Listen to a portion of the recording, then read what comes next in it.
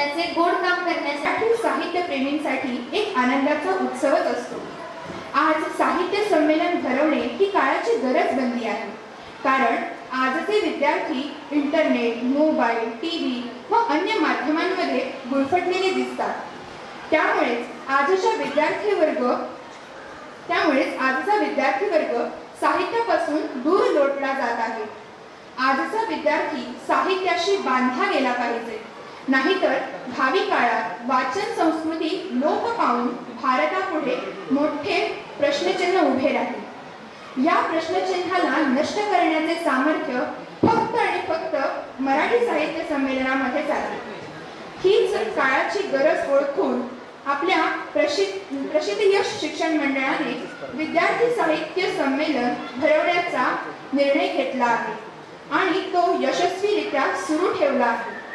आज आपण शिक्षण मंडळ कराडच्या 4थ्या साहित्य संमेलनासाठी एकत्र जमलेलो आहोत। मी पुन्हा एकदा सर्वांचे मनपूर्वक स्वागत करते आणि आपली मैत्रीण श्रावणी यादव हिला विनंती करते की तिने कार्यक्रमाचे प्रास्ताविक करावे। समाजातूनच साहित्याची निर्मिती होते। साहित्यातून समाजाचा अंतर्जालीवा आणि काळ प्रतिबिंबित होतो। साहित्य हे समाजात महत्त्वाचे आहे, कारण ते वाचकांना आणि आपल्या विद्यार्थ्यांना प्रेरक असते। साहित्य हे विद्यार्थ्यांना वैयक्तिक विकासासाठी, शैक्षणिक यशासाठी आणि मानवी अनुभवाचे सखोल आकलन वाढवण्यासाठी एक शक्तिशाली साधन आहे। मराठी साहित्यात संत साहित्याचाही मोलाचा वाटा आहे। अनेक संत मंडळींनी आपल्या साहित्यातून समाज प्रबोधन करण्याचा प्रयत्न केला। साहित्याचे हे समाजातील व शिक्षणातील स्थान विचारात घेऊन आपल्या शिक्षण मंडळ कराडने हे 4थे विद्यार्थी साहित्य संमेलन भरवले आहे। मोबाईलचा अतिवापर आजच्या विद्यार्थ्याला साहित्यापासून दूर नेत आहे। विद्यार्थ्याने ग्रंथालयात रमावे, साहित्याचा आस्वाद घ्यावा, त्याचा वाचनातील व्यासंग वाढावा आणि यातून स्वतःचा आणि समाजाचा दर्जा सुधारावा, हाच या साहित्य संमेलनाचा प्रांजळ हेतू आहे। आजच्या या साहित्य संमेलनाच्या 2ऱ्या सत्रात मी तुम्हा सर्वांचे हृदयापासून स्वागत करते आणि पुढील सूत्र स्वर्धा किर्लोस्कर हिच्या स्वाधीन करते। धन्यवाद। धन्यवाद श्रावणी। मी यानंतर कुमारी सानिका गरुड हिला विनंती करते की तिने प्रमुख अतिथींचा परिचय द्यावा।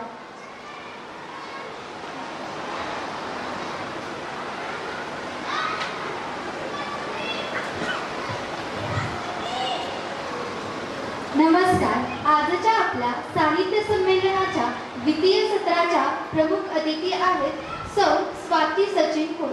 त्यांनी मराठी विषयामधून MA BEd ही पदवी धारण केलेली आहे। न्यू इंग्लिश स्कूल खराडे या ठिकाणी त्यांनी 5 वर्ष सेवा केलेली आहे। त्यांना समाज प्रबोधन व प्रवचन सेवा याची विशेष आवड आहे।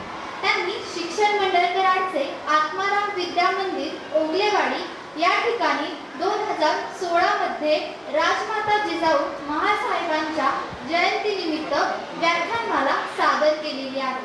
त्याचबरोबर त्या ज्योतिर्लिंग नवरात्र उत्सव मंडळ बाबरमाची या ठिकाणी अध्यक्ष असून या मंडळामार्फत महिला सबलीकरण उपक्रम राबवण्यामध्ये त्यांचे खूप मोठे योगदान आहे। यामध्ये प्रबोधनकार निमंत्रित करून विविध विषयांवरील व्याख्यानांचे आयोजन केले।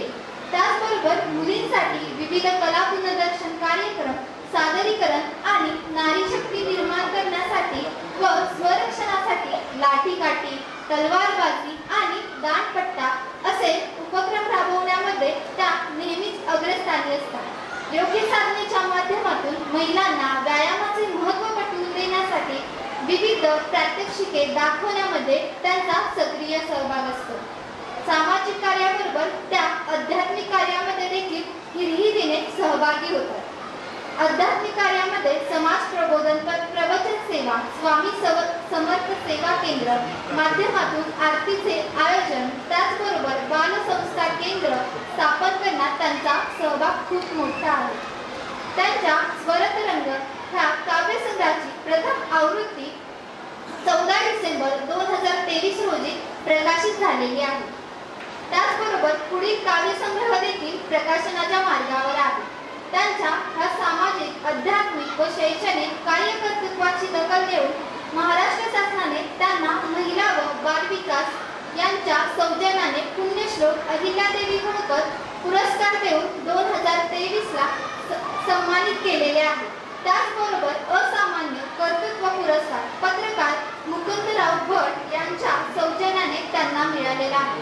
सामाजिक कार्य गुणगौरव पुरस्कार महिला फाउंडेशनच्या वतीने त्यांना मिळालेला आहे. आजच्या आपल्या ह्या प्रमुख अतिथींची प्रवचन सेवा 100 हून अधिक झालेली आहे. त्यांची विशेष ओळख सांगायची राहूनच गेली मैत्रिणींनो. त्या आपल्या कॉलेजच्या माजी विद्यार्थिनी आहेत.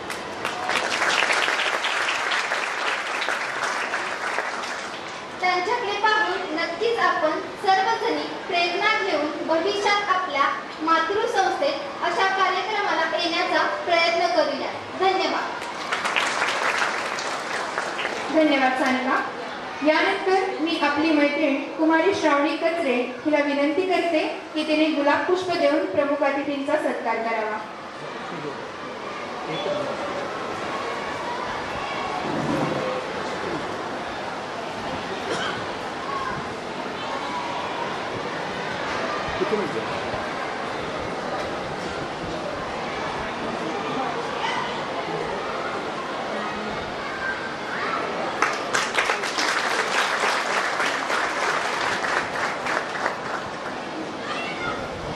धन्यवाद मॅडम. धन्यवाद श्रावणी. या नियोजित कार्यक्रमाचे सादरीकरण होईल. तरी मी इंग्रजी विभागाकडे पुढील कार्यक्रमाचे सूत्र सुपूर्द करते. धन्यवाद.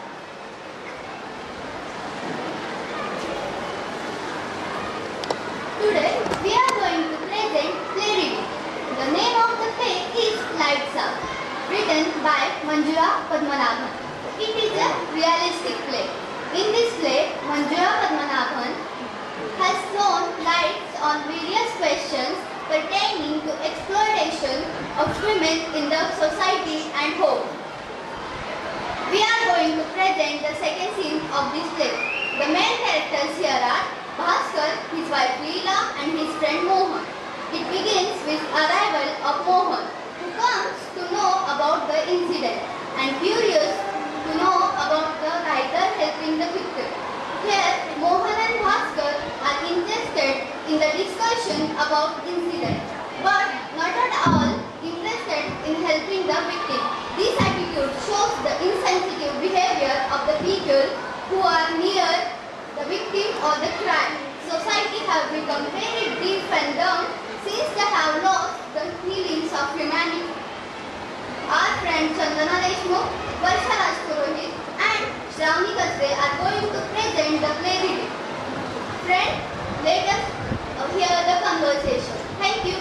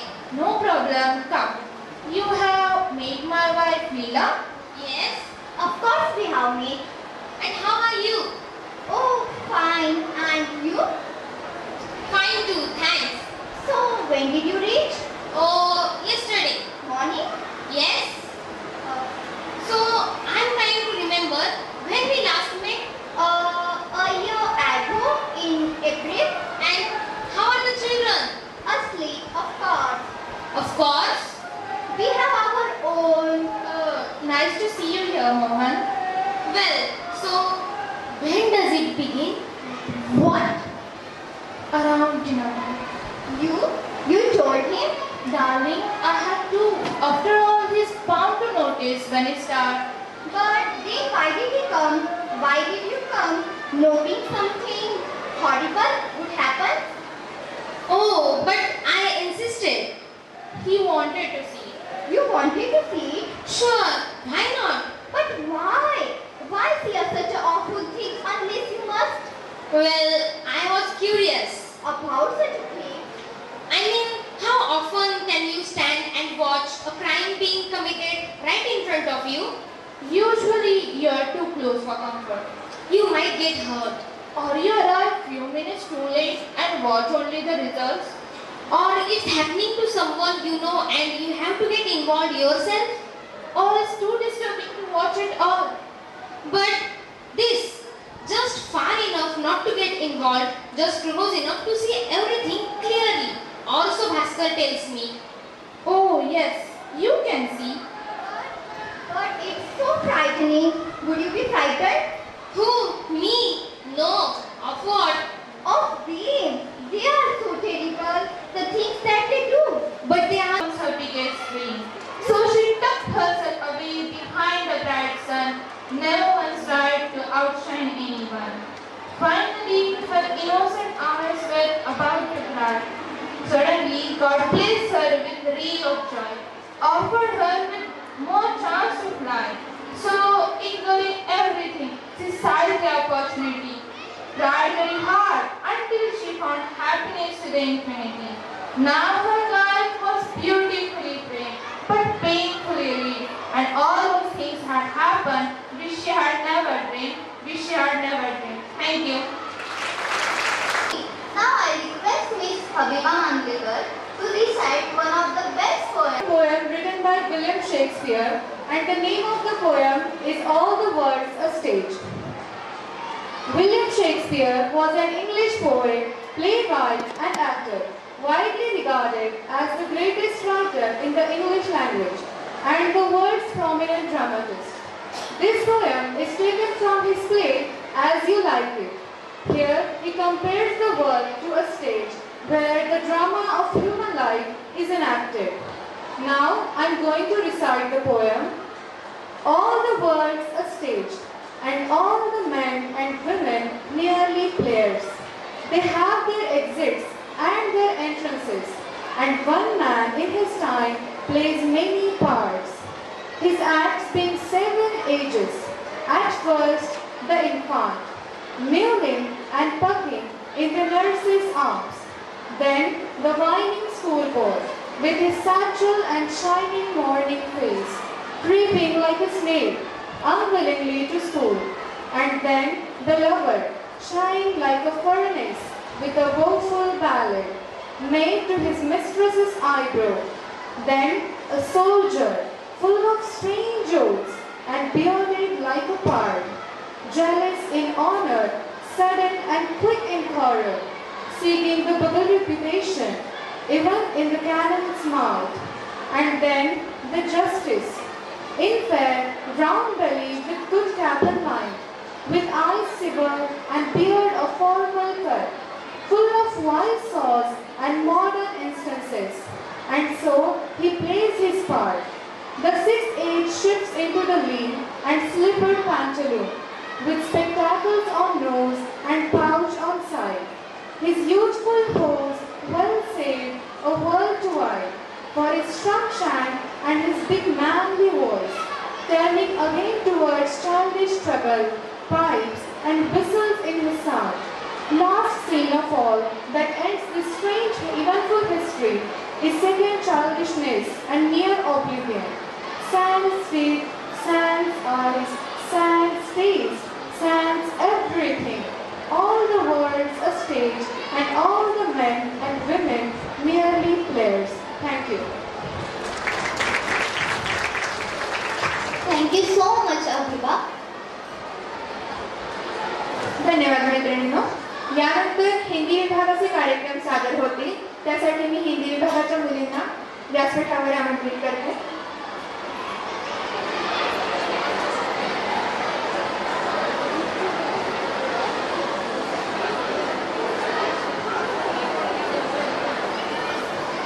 सबको मेरा प्रणाम. मैं महक सुतार हिंदी निवेदक के रूप में खड़ी हूँ. आजकल के छोटे बच्चे सब से बूढ़े लेकर सब लोग अच्छी भाषा अंग्रेजी का ज़्यादातर इस्तेमाल करते दिखाई देते हैं, मानो अंग्रेजी में बोलना एक फैशन सा हो गया है। इस कारण हमारे राष्ट्र की राष्ट्रभाषा हिंदी लुप्त गई है, बीमार रहने लगी है। इस समस्या को समाज के सामने सब लोगों तक पहुँचाने और हमारे जीवन में हिंदी का महत्व बताने आ रही है एक नुक्कड़ नाटिका के माध्यम से आपके सामने प्रस्तुत कर रही है 11वीं कक्षा की साइंस और कॉमर्स की सहपाठियाँ।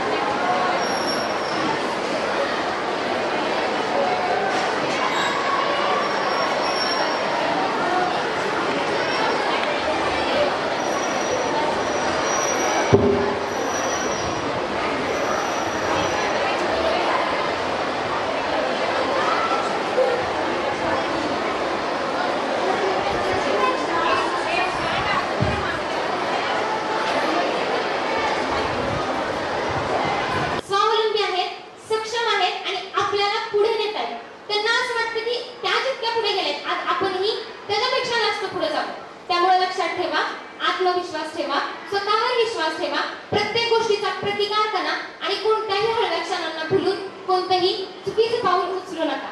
खरं तर या पुस्तकाबद्दल सांगण्यासारखं असं खूप काही आहे, इच्छा पण आहे तुम्हाला सांगण्याची, पण तरी असं वाटतं की हे पुस्तक तुम्ही एकदा वाचावं। फक्त हेच नाही तर तुम्ही अजून खूप पुस्तकं वाचावी। मान्य आहे की अभ्यासातून कधीतरी वेळ मिळत नाही, पण कधीतरी सहज एखादं पुस्तक घ्यायचं, त्याची 2 पानं वाचायची। 2 पानं वाचल्यावर जो आनंद मिळेल तो आनंद तुम्हाला अभ्यास करायला एक नवीन शक्ती देईल। एक शेवटचं सांगते, कधीतरी विरंगुळा म्हणून मोबाईल ऐवजी पुस्तक हातात घेऊन बघा आणि एका वेगळ्या जादूचा अनुभव घ्या। ज्या जादूच्या दुनियेतून मी जाऊन आले त्या जादूच्या दुनियेत तुम्हीही नक्कीच प्रवेश करा। धन्यवाद। धन्यवाद चंदना।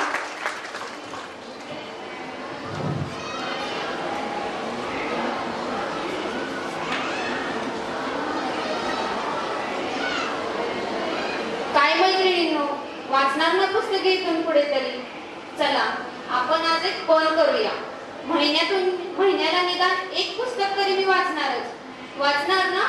धन्यवाद। मराठी पद्य प्रकारामध्ये एक गावागावात सुपरिचित असणारा काव्य प्रकार म्हणजेच भारुड। भारुड म्हणजे बहुरूढ असणारी गीत अशीच व्याख्या केली जाते। संतांनी रचलेली ही भारुड एक प्रकारची रूपकच आहे। भारुडाचे जनक म्हणून आपण संत ज्ञानदेवांना म्हणत असलो तरी भारुड हा प्रकार मराठी जनमानसात रुजवला, वाढवला तो एक नाथांनी। म्हणून भारुड म्हटलं की आपल्याला एक आठवण येते ते नाथांचीच। नाथांनी सुमारे 300च्या वर भारुडे रचली। त्यांच्या भारुडात विविधता आहे। लोकव्यवहारातील 12 बलुतेदार व 18 अलुतेदार हे त्यांच्या भारुडात येतात। तसेच जनसामान्यातील एकदम साधे व दैनंदिन जीवनातील विषय हे भारुड विषय बनतात। भारुड ही प्रामुख्याने रंगमंचावर सादर केली जातात। भारुडातील रूपक प्रत्यक्ष अभिनयाद्वारे साकार केलं जातं। मग भारुडातील नाट्य अधिकच फुलतं, रंगतं, प्रेक्षकांना विचार करायला भाग पाडतं। उदाहरण द्यायचं झालं तर नाथांचं विंचू चावला हे भारुड घेता येईल। त्याचप्रमाणे या शेजारीनं हे भारुड यासच प्रसिद्ध आहे। सुरुवातीच्या क्षणापासूनच प्रेक्षक या विषयाची समरस होऊन जातो।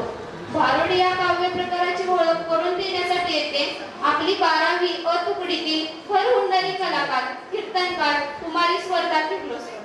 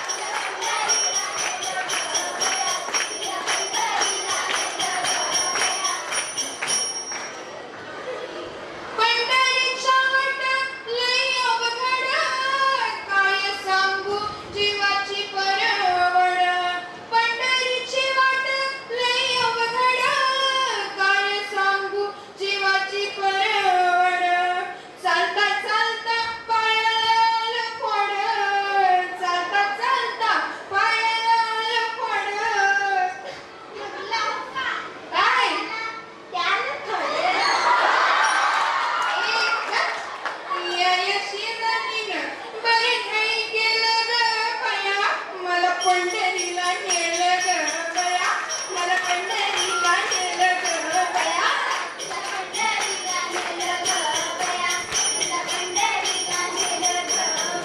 पंढरीच्या वाट गळ्यामध्ये माळ, गळ्यामध्ये माळ, हातामध्ये टाळ.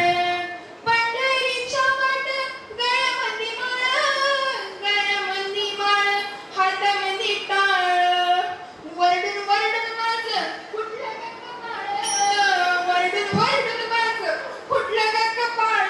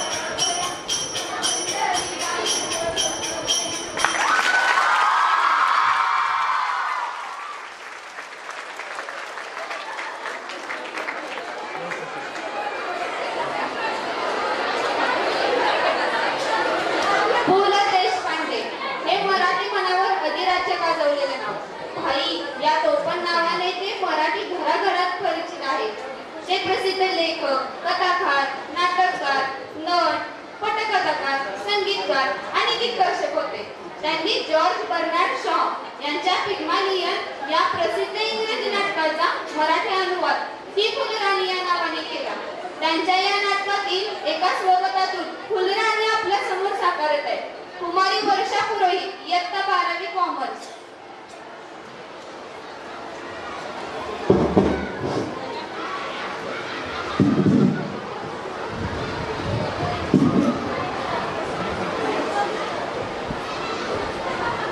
मास्तर साहेब, गोधडी काय नालायक हरामजादी.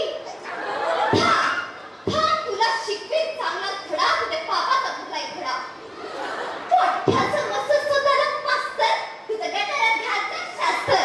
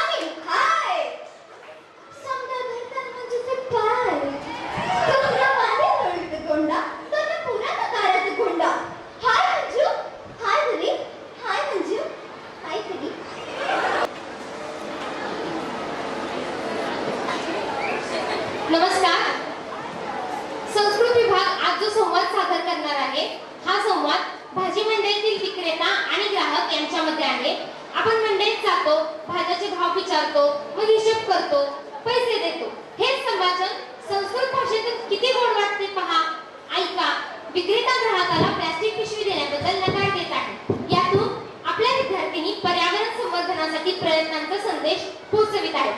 धन्यवाद. आगच्छतु आगच्छतु शाकानि क्रियातु आगच्छतु आगच्छतु अयि भो कानि कानि शाकानि विद्यन्ते अस्ति अत्र कार्वेरणं कर्कटी भिण्डिः इदमिदानम् आगतं प्रत्यग्रं वृन्ताङ्कं रक्तवर्णं गृञ्जनकं च किम् इच्छति किं मूल्यमालुकस्य न अधिकं भोः केवलं 20 रूप्यकाणि प्रति किलोमीटर् अस्तु किलोपरिमितं यच्छतु भिण्डिः अपि अर्धकिलोमीटर् अवश्यम् इतोपि किम् आवश्यकं शीघ्रं वदतु कर्कटी यच्छतु अर्धकिलोपरिमितं वृत्ताङ्कं च 10 रूप्यकमूल्यमितः मरीचिकाः अपि यच्छतु अपि स्तुतः आनीतः न भोः प्लास्टिक् सूत्यं ददातु क्षम्यतां प्लास्टिक् उपयोगः प्रदूषणकारकः अहं प्लास्टिकस्य तूकं न स्थापयामि एव अधुना किं करणीयं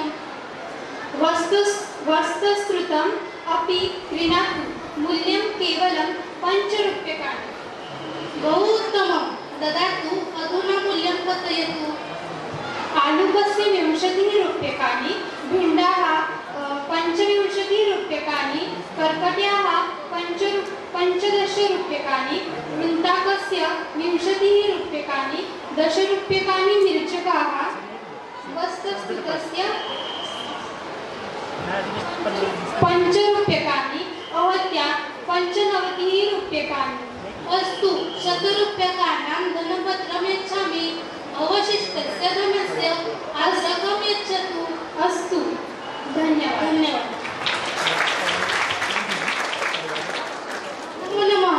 अर्थात नमस्कार मंडळी, आम्ही आपणासमोर पर्यावरण दिनानिमित्त रचलेल्या नाटिकेचे अभिवाचन करीत आहोत.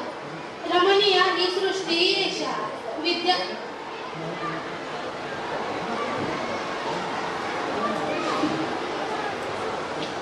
विद्यालयस्य प्राङ्गणे रङ्गमञ्चः नटः नटी च प्रविशतः ओमो करवादवा नमः सर्वेभ्यः अस्माकं विद्यालयस्य प्राङ्गणे भवनं हार्दिकम् अभिवन्दनम्. अद्य जूनमासस्य 5मा तारिका आम सत्यम् अद्य तु विश्व पर्यावरण दिवसः.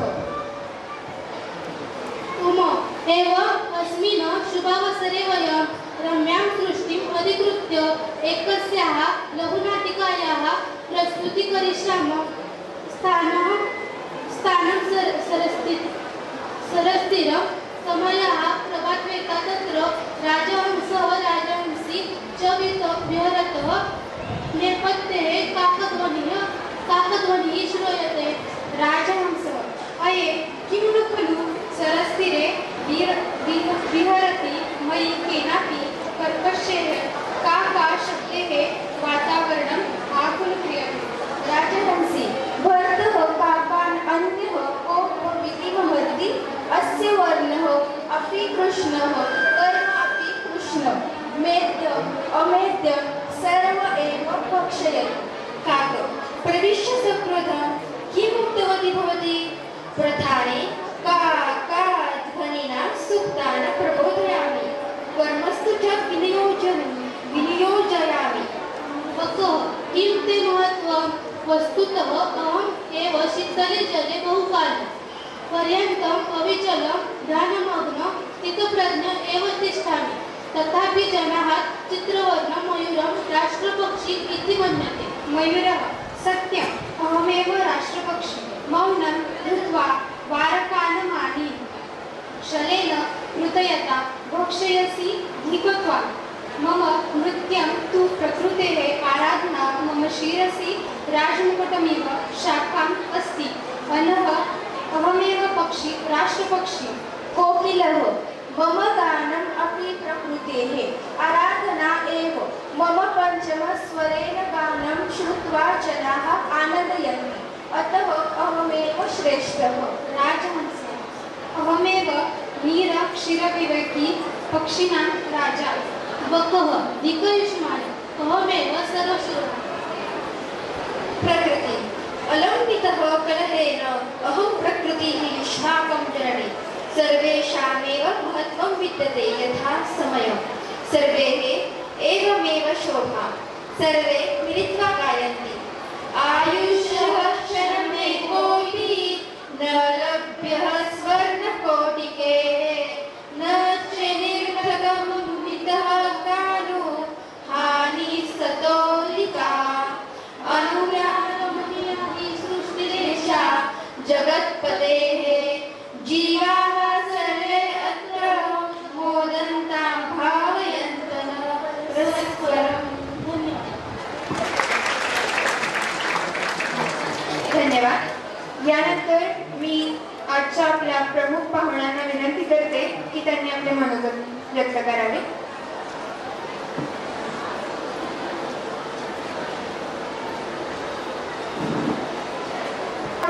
गुरुर्विष्णू गुरुर्देव महेश्वरा गुरुर साक्षात परब्रह्म तस्मै श्री गुरवे नमः तस्मै श्री गुरवे नमः.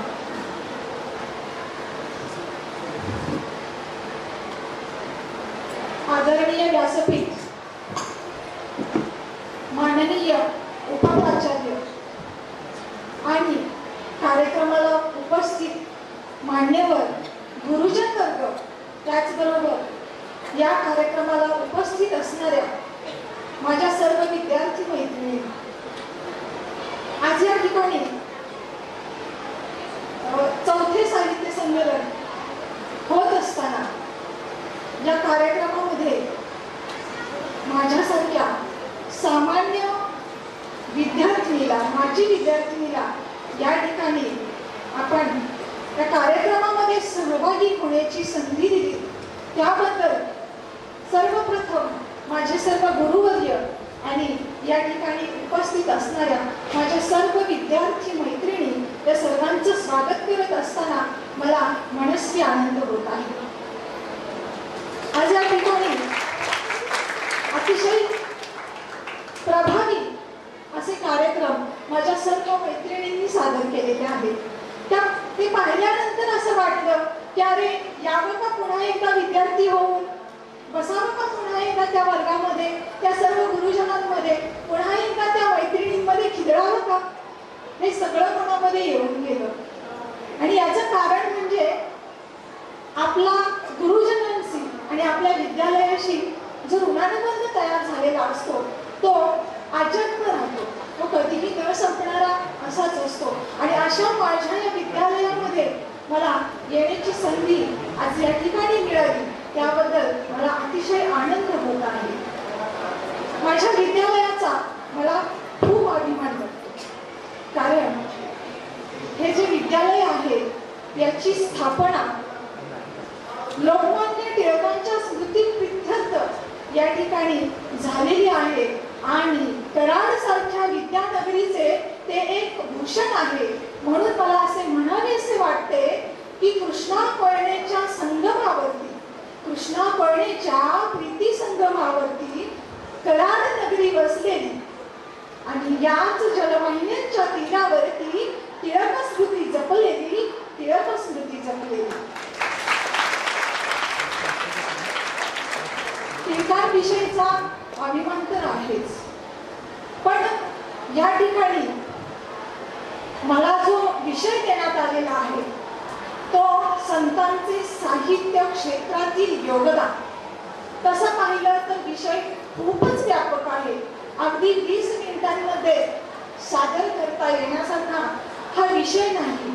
तरी सुद्धा मी माझ्या अल्पशा बुद्धीने प्रत्येक संतांचे साहित्यामध्ये असणारे योगदान धावता आढावा घेऊन आपणासमोर मांडण्याचा एक छोटासा प्रयत्न करणार आहे. आणि आपण सर्वजण मला या ठिकाणी समजून घ्याल अशी मी आपणास नम्रतापूर्वक विनंती करतो. मला असं वाटतं की आदर्श जीवनशैली म्हणजे संत. जीवनामध्ये आपल्या नम्रता आणण्याचं काम जर कोण करत असेल तर ते आपले संत करत असतात. आणि त्यांनी आपल्या साहित्यामध्ये केलेली जी कामगिरी आहे ती वाखाणण्यासारखी आहे. कारण काया वाचा मने जे शुद्ध आहेत, जे पवित्र आहेत, जे सत्यासाठी श्रद्धेने झटलेले आहेत आणि ज्यांनी आपल्या वैश्विक तत्वज्ञानाचा पाया रचण्याचं काम करून आपल्या समाजासमोर एक आदर्श अशी जीवनशैली मांडण्याचं काम जर कोणी केलं असेल तर ते आपले संत महात्मे आहेत. आणि या संत महात्म्यांची कामगिरी आपल्या समोर मांडत असताना सर्वप्रथम या कराड नगरीच्या अजून एक भूषण असणाऱ्या प्रसिद्ध अशा संत सखुबाई यांना मी विनम्र असं अभिवादन करते आणि माझ्या संत साहित्याला मी सुरुवात करते. संत मुक्ताबाई ज्ञानेश्वरांना एका ओळीने ते असं म्हणतात, संत ज्याने व्हावे त्याने जग बोलणे सोसावे. ज्याला संत व्हायचंय ना त्याने सगळं काही सहन करावं लागतं, त्याच्यामध्ये तेवढी नम्रता असावी लागते. आणि म्हणूनच ज्ञानेश्वर आणि ज्ञानेश्वरी हे दोन्हीही आपल्या जीवनशैलीमध्ये अतिशय महत्वाची कामगिरी करणारे हे ग्रंथ आहेत. आणि हा जो अनमोल असा ठेवा आहे तो आपण सर्वांनी जपायला हवा असं मला वाटतं. रवी रश्मी नळा नये करिता निराळा, याचाच अर्थ काय तर सूर्याचं तेज हे सूर्यापासून वेगळं केलं जाऊ शकत नाही. आणि त्याचप्रमाणे आपल्या या महाराष्ट्रातील जीवन धर्मापासून ज्ञानोबा आणि तुकोबा यांची नावं वेगळी करता येणार नाही. कारण ज्ञानोबा आणि तुकोबा हे आपल्या महाराष्ट्राचे संस्कृती पुरुष आहेत. ज्ञानोबांनी लोकांना कानात जाऊन सांगितलं. ज्ञानोबांनी मराठी मन घडवण्याचं काम केलं तर मराठी जन घडवण्याचं काम हे तुकाराम महाराजांनी केलं. ज्ञानोबांनी समाजाच्या कानात जाऊन सांगितलं, पण कानात जाऊन सांगून सुद्धा समाजाने जेव्हा ऐकलं नाही तेव्हा कानाच्या मागं देऊन सांगण्याचं काम हे संत तुकाराम महाराजांनी केलेलं आहे. आणि त्यामुळं हे संत साहित्य जे आहे ते सर्वश्रेष्ठ आहे. या संत साहित्यावरती आपला महाराष्ट्र उभा आहे, आपल्या महाराष्ट्राचं तत्वज्ञान उभा आहे आणि आपल्या महाराष्ट्राला जिवंत ठेवण्याचं काम, उभं करण्याचं काम जर कोणी केलं असेल तर आपल्या या संत साहित्याने केलेलं आहे. आणि हा आपल्या महाराष्ट्र भूमीचा पाया आहे आणि तो आपल्या ज्ञानोबा माऊलींनी रचलेला आहे. त्यामुळं संत बहिणाबाई या संत साहित्याचा इतिहास सांगताना एका अभंगामध्ये लिहितात, संत कृपा झाली इमानत फळा आली, ज्ञानदेवे रचिला पाया, उभारिले देवालया, नामा तयाचा किंकर जेणे केला हा विस्तार, तुका झालासे कळस भजन करा सावकास, बहिणाबाई फडकती ओझा निरूपण केले ओझा. पहा, बहिणाबाईंनी ही संत मांडली आणि किती छान पद्धतीने आपल्याला सांगितलेली आहे. आपल्या संत साहित्याचा पाया रचण्याचं काम जर कोणी केलं असेल तर ते ज्ञानेश्वर माऊलींनी केलेलं होतं. आणि त्याच्यावरतीच आपल्या संस्कृतीचं वैश्विक तत्वज्ञान अवलंबून आहे. आपण म्हणतो तुमच्या माझ्यासारख्या विद्यार्थ्यांना कोणतीही जात पात धर्म न विचारता त्याला कीर्तन करून दिली जातात, प्रवचन करून दिली जातात, त्यांना संत साहित्याचा अभ्यास करू दिला जातो, वैश्विक तत्वज्ञानाचा अभ्यास करू दिला जातो. ही जर तुमच्या आमच्यावरती कोणाची कृपा असेल तर ती संत ज्ञानोबांची कृपा आहे. कारण 12व्या शतकामध्ये ज्या वेळेला चतुर्वर्ग चिंतामणी सारखे धर्मग्रंथ निर्माण झालेले होते आणि या चतुर्वर्ग चिंतामणी या धर्मग्रंथांमध्ये 365 व्रतवैकल्यांची नोंद केली गेलेली आहे. आणि या 365 व्रतवैकल्यांमध्ये माणूस रोजच्या रोज हा कर्मकांडामध्ये अडकत चाललेला होता. आणि माणूस जर या कर्मकांडामध्ये अडकला तर आपलं हे सगळं तत्वज्ञान, हे सगळं ज्ञान जे आहे ते नष्ट होऊ शकतं. हे ज्ञानोबांनी ओळखलेलं होतं. आणि म्हणून अशा प्रस्थापित विचारांच्या समाजाच्या विरोधामध्ये जाऊन ज्ञानेश्वर माऊली सांगतात, योग याग विधी येणे नोही सुखसिद्धी, वायाची उपाधी धम्मधर्म. योग या विधी करून तुम्हाला कोणतंही ज्ञान प्राप्त होऊ शकणार नाही. आणि हा कामात राम नावाचा मंत्र समाजाला देऊन ज्ञानेश्वर माऊलींनी सांगितलं, त्रिवेणी संगमी नाना तीर्थे भ्रमी, त्रिवेणी संगमी नाना तीर्थे भ्रमी, नामे नाही सिद्धी तरी ती व्यर्थ. वेदशास्त्र पुराणे बोलिले वाल्मिक, वेदशास्त्र पुराणे बोलिले वाल्मिक, नामे तिन्ही लोक उद्धरती. पहा किती संतांनी सांगून ठेवले. अरे तुम्ही या सगळ्या दंभ धर्माला सोडून द्या आणि खरं ज्ञान काय आहे, तर आपली काळजी घेणारे, आपलं भविष्य घडवणारे जर कोण असतील तर ते आपले गुरु आहेत. हे नेहमी लक्षात ठेवा आणि कधीही कुठल्याही चुकीच्या मार्गाला जाऊ नका. आज समाजामध्ये अतिशय वाईट गोष्टी घडताना आम्ही पाहतोय आणि त्याच्यावरती सध्या माझं काम सुद्धा चालू आहे आणि ते काम मी पुढे अजून वृद्धिंगत करण्याचा प्रयत्न करत आहे. आणि हे सगळं सामर्थ्य मला माझ्या गुरुजनांकडून मिळालेलं आहे. ज्ञानेश्वर माऊली आपल्या एका ओवीमध्ये गुरुजनांविषयी सांगताना लिहितात, सद्गुरु वाचुनी सापडे ना सोय, धरावे ते पाय आदी आधी. एवढे मोठे ज्ञानेश्वर ज्यांनी जगाला वैश्विक तत्वज्ञानाचा अभ्यास दिला, ते ज्ञानेश्वर जर गुरुंविषयी इतकी मोठी महती सांगत असतील तर तुम्ही आम्ही कोण आहोत? कोणच नाही. आणि म्हणून आपल्या या गुरुजनांजवळ कोणतीही गोष्ट तुम्ही बोला, व्यक्त व्हा. ज्ञानेश्वर महाराज ज्ञानेश्वरीची सुरुवात करताना सुद्धा आपले गुरु असणारे मोठे बंधू निवृत्तीनाथ यांना नमन करतात आणि मग आपल्या या एवढ्या मोठ्या ज्ञानाची सुरुवात करतात.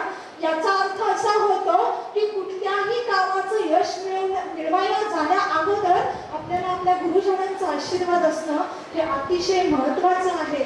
आणि या ठिकाणी प्रकल्प व्यासपीठाची रजा घेत असताना या ठिकाणी एवढंच म्हणावंसं वाटतं. संत तुकाराम महाराज म्हणतात, बोधिले लेकुडे वेडी वाकुडी उत्तरे, करा क्षमा अपराध महाराज तुम्ही सिद्ध. आज या ठिकाणी मला पाचारण केलं आणि माझ्यासारख्या एका सामान्य विद्यार्थिनीला माझ्या सर्व गुरुजनांनी या ठिकाणी बोलवलं. आपले जे उपप्राचार्य आहेत देसाई सर, ते तर आमचे आधारस्तंभच आहेत. कारण पहिल्या दिवशी जेव्हा कॉलेजमध्ये आम्ही आलो तेव्हा कोणत्या वर्गात बसायचं माहित नव्हतं. एवढं मोठं कॉलेज कधी पाहिलेलं नव्हतं आणि इतके वर्ग, इतक्या विद्यार्थिनी, आपली तुकडी कोणती, आपला वर्ग कोणता, काही माहिती नव्हतं. आणि अशा परिस्थितीमध्ये आमचा 5-6 जणींचा ग्रुप होता आणि अगदी त्या आम्हा सगळ्यांना आमचं बोट पकडून वर्गातल्या बेंचवरती नेऊन बसवण्यापर्यंत सुद्धा आमच्या सरांनी आम्हाला सहकार्य केलेलं आहे. म्हणूनच म्हटलं, आई वडिलांच्या नंतर जर आपलं कोण, आपले गुरु हे आपले पालक असतात, हे नेहमी लक्षात ठेवा. आणि इथं बसलेले हे सर्व गुरुजन यांना पुन्हा एकदा मनापासून नमस्कार करते आणि या ठिकाणी मी माझ्या वाणीला पूर्णविराम देते. धन्यवाद. जय हिंद, जय महाराष्ट्र. नमस्कार. एक व्यक्ती म्हणून जगण्यापेक्षा एक व्यक्तिमत्व म्हणून जगा. कारण व्यक्ती ही कधीतरी संपतेच, पण व्यक्तिमत्व सदैव जिवंत राहते. असेच उत्तम व्यक्तिमत्वाचे धनी असणाऱ्या 2 व्यक्ती, श्री सुहास इनामदार सर आणि सौ स्वाती पोळी मॅडम आज आपल्याला प्रमुख अतिथी म्हणून लाभले. त्याबद्दल त्यांचे खूप खूप आभार. चिरंजीव हर्षवर्धन व चिरंजीव शौनक आपल्या विनंतीला मान देऊन इथं उपस्थित राहिले आणि हर्षवर्धनने पु ल देशपांडे यांच्या व्यक्ती आणि वल्लीमधील चितळे मास्तरांची आम्हाला भेट घडवली. तसेच शौनकने द मा मिरासदारांची कथा अत्यंत खुमासदारपणे आमच्या समोर सादर केली. त्याबद्दल महाविद्यालयाच्या वतीने त्या दोघांचे मनपूर्वक आभार. तसेच साहित्य संमेलनांचे परीक्षक इथं उपस्थित राहिले आणि त्यांनी अगदी पारदर्शकपणे कार्यक्रमाचे परीक्षण केले. त्याबद्दल महाविद्यालयाच्या वतीने त्यांचेही आभार. या साहित्य संमेलनासाठी तयार केलेल्या सर्व समित्यांमध्ये काम केलेले सर्व शिक्षकवृंद त्यांचेही आभार. या संमेलनातील सर्व सहभागी विद्यार्थ्यांच्या सादरीकरणामुळे हे संमेलन यशस्वीरित्या पार पडले. त्याबद्दल त्यांचेही आभार. तुम्ही सर्व विद्यार्थिनींनी साहित्य संमेलनाचा प्रेक्षक म्हणून आस्वाद घेतला त्याबद्दल तुम्हा सर्वांचे आभार. शेवटी हे साहित्य संमेलन पार पडण्यासाठी ज्या कोणी ज्ञात अज्ञात व्यक्तींचे सहकार्य लाभले त्या सर्वांचे आभार मानते